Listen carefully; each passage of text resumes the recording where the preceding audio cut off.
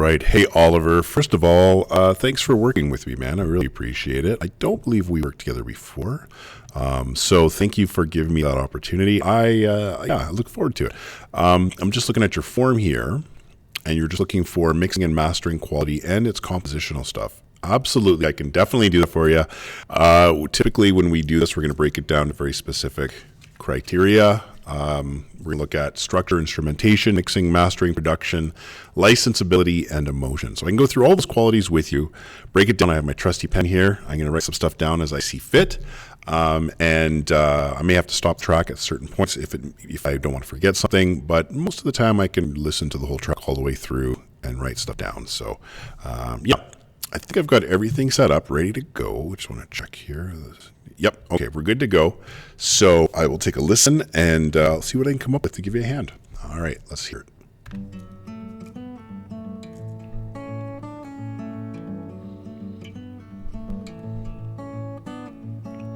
Oh, that's nice.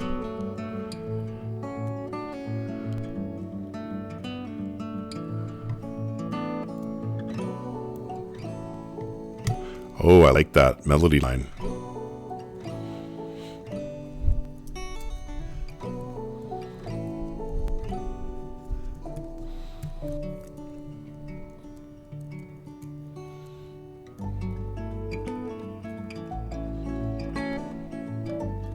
Oh, it's instrumental. Oh, I like that. Really subtle. I can hear the snaps there. Good percussion.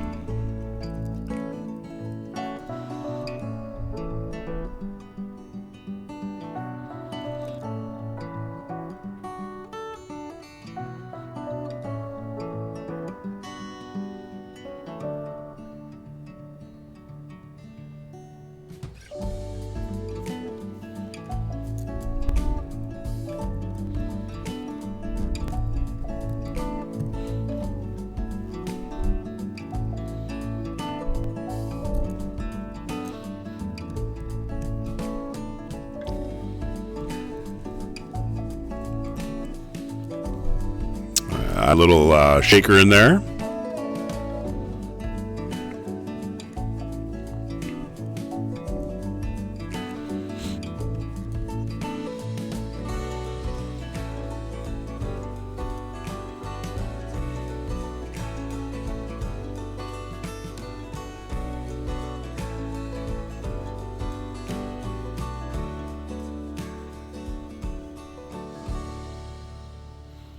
Huh. All right. Well, first of all, Oliver, that's a nice track. God, that's good quality. Instrumentation-wise, production quality is very high on this.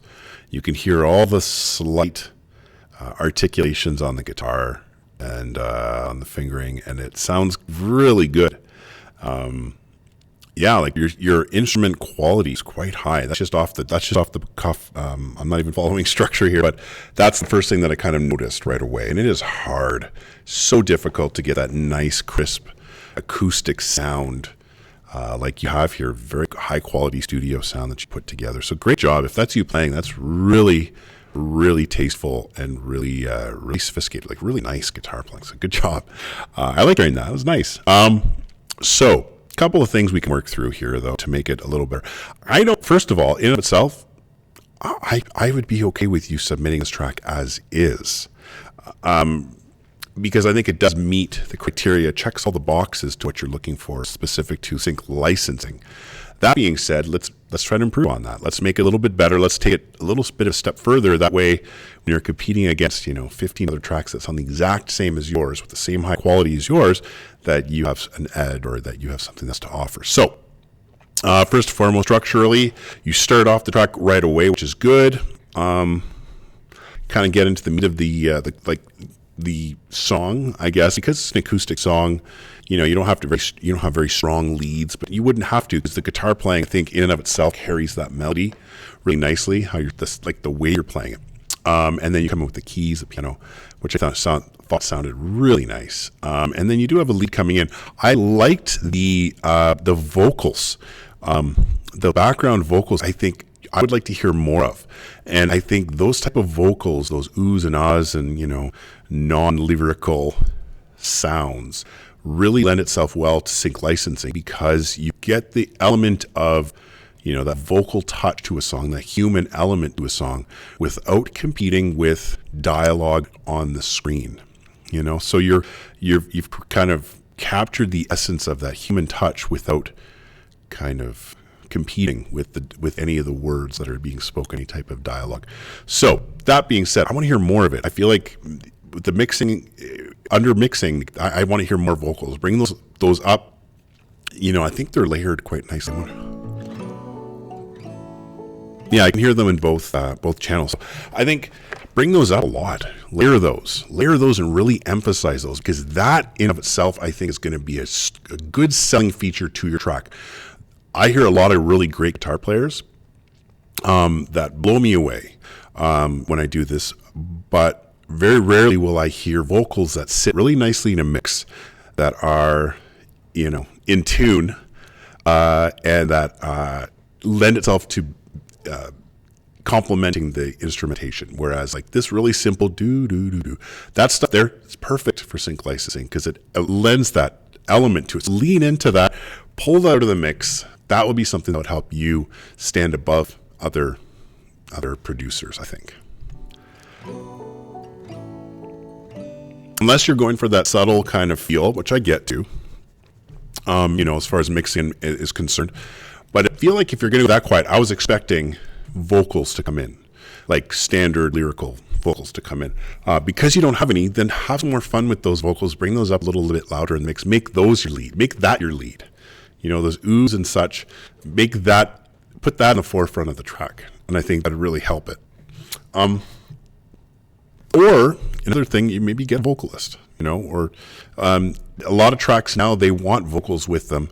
It doesn't necessarily mean they're going to use the vocals, but it definitely lends itself to being more attractive to a client if you can offer yet another kind of bell and whistle to the track.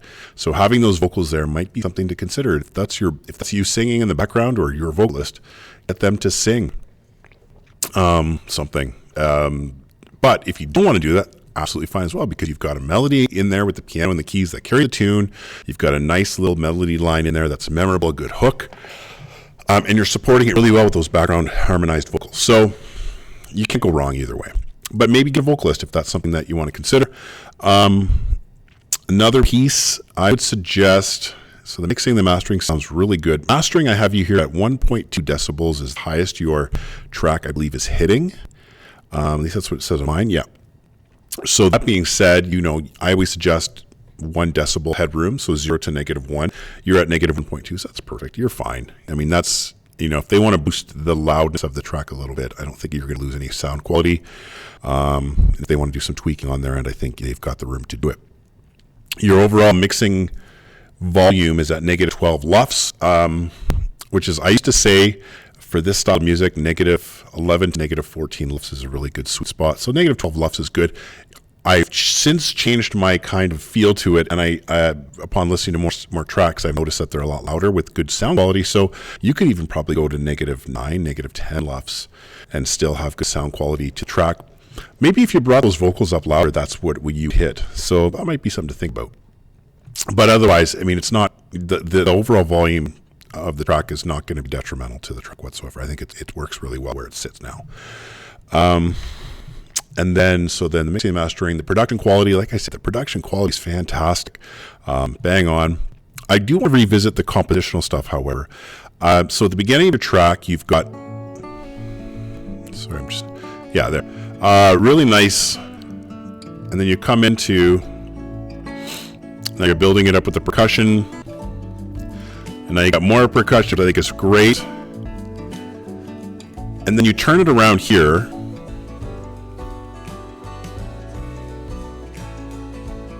So you've got a nice, for lack of a better term, maybe it's a bridge, you call it. But I feel like you got to come back to that. So I feel like it's missing one more section of the track, because you have your drums are building up. You have your instrumental, real simple, minimal version at the beginning. Middle, your drums are coming in, and then bigger drums, or the percussion comes in, and the bigger drums. I would suggest coming back to full, even if it's a little bit repetitive. But coming back to, I believe it's here. Where would it be? Yeah, right here. Or you could come back to what you did. Oh, where is it? Yeah, do this. Oh, that's what I would put at the end. That's what I would put at the end. Right there. That element here. This is your thematic part of your track. This is what stands out to me. So right here. And then do, and like come back to that there. Do, and then end on, that last note like you did here, end on the 4, like you did. Or even, you can even end on the 1, like do, like something to that effect. I don't know. I'm horrible when it comes to humming a note, obviously, but I think that might help create a sting for your track. And you want that, you need that actually, because that might be all you're going to use in the whole song. It might be, when we come back from commercial, blah, blah, blah, and that's the part that plays. Or you're coming back to the show after a break, and that's the part that you're playing. Or a commercial, and they need a quick 5-second sound bite. They need something in the background. They can use that because it's a memorable, the do. Like that is memorable. That's a great hook.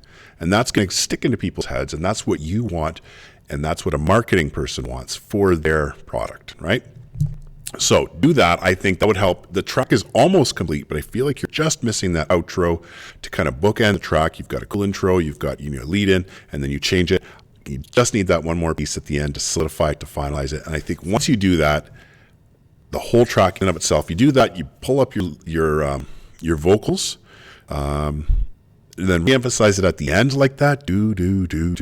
And I think you've got a great song that could be used in lots of different versatile ways.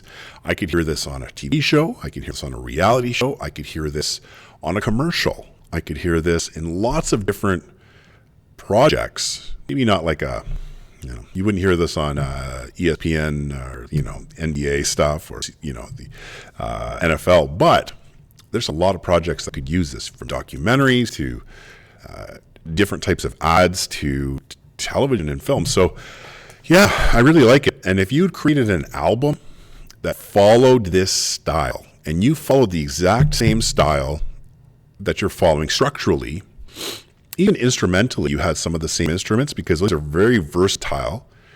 You could plausibly come out with 5 or 6 tracks that kind of sound similar in terms of, I think it would really work for you. And I think you would package it real nice and send it off. And I think it would get some traction for sure. So hopefully that gives you a hand, Oliver. I think I've covered everything in my criteria. I was a little bit all over the place, but I think that's because I didn't have to cover a lot of the basics with you in terms of production quality and mixing and mastering. I think you've covered all that on your own. So really the biggest piece here is the structure, and really what is your forte in song? What are you trying to showcase? Because really, what is the asset of your song that you're trying to really show off? And I think in this case, it's that little melody that you have with the piano mixed with your vocals there. If there's anything I've missed, please don't hesitate to get back to me, Oliver. I would certainly give you a hand and answer any questions you may have. Otherwise, great job. Congratulations. It's a really good track. And, I hope to hear from you again in the next couple of weeks with a new one. So thank you so much, and take care.